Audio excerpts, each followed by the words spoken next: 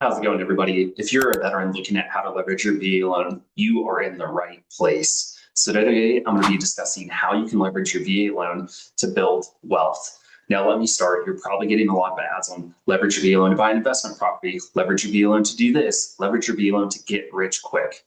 Let me just say, if that's what you're trying to do, you're in the wrong place. If you want accurate and true information on how to leverage your VA loan to the full potential, this is the video for you. What I'm going to talk about today is how to build wealth through homeownership on average timelines. Okay, this isn't a get rich quick scheme. I don't believe in most of those programs. I feel like most of those programs are trying to tell you spend $10,000 and I'll teach you how to do all this crap.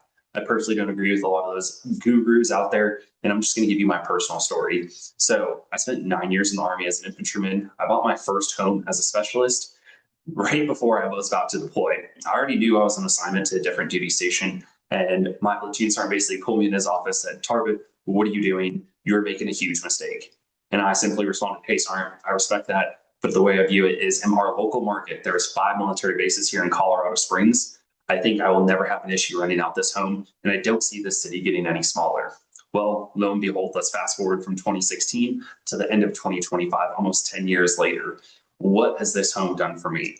I've held on to it the entire time. I continued my military career for 5 years after purchasing it, and I rented out this home. I was cash flowing about $400 per month renting out my home.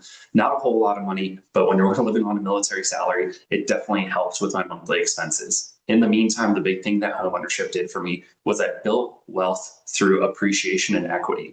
If you're not sure what equity is, it's as you continue to pay down your principal, your home value continues to go up. And this is where you see people have money in their homes, okay? So the name of the game that I love to teach people is we're not looking for that short-term, fast returns, okay? We're playing the long game. Real estate is not a get-rich-quick scheme. It is a long-term investment, okay? So in the past almost 10 years, how has my home appreciated? I'll just give you an example. I bought my home for $212,000, and on average today is worth $425,000.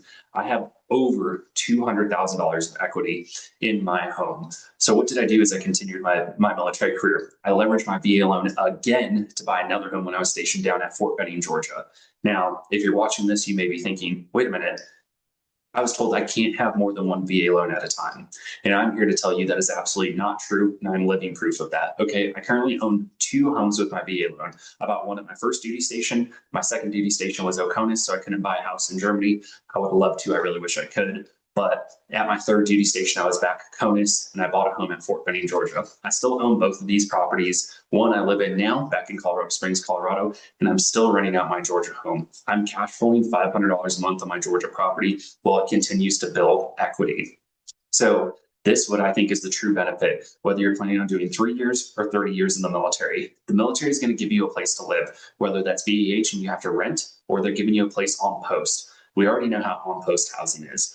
You see all the horror stories. I know like a year or two ago here at Fort Carson, Colorado, a pregnant lady fell through the flooring in on-post housing, and God knows how long it took that property management company to come out and fix it. If you're renting off-post, well, this may be a benefit for some, but if you're really thinking about your financial future, how can you stack one property at each good duty station and rent it out as you continue your military career? This was my thought process. I did get out after just 9 years. I did not finish my full 20.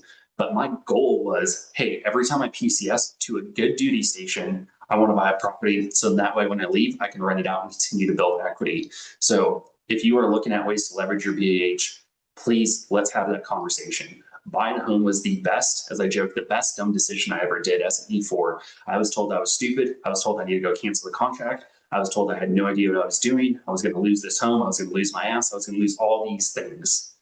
And now those same people that told me to cancel that contract are asking me, "Zach, do you still own that home? Oh my God, what's it worth now? You must be sitting on a gold mine."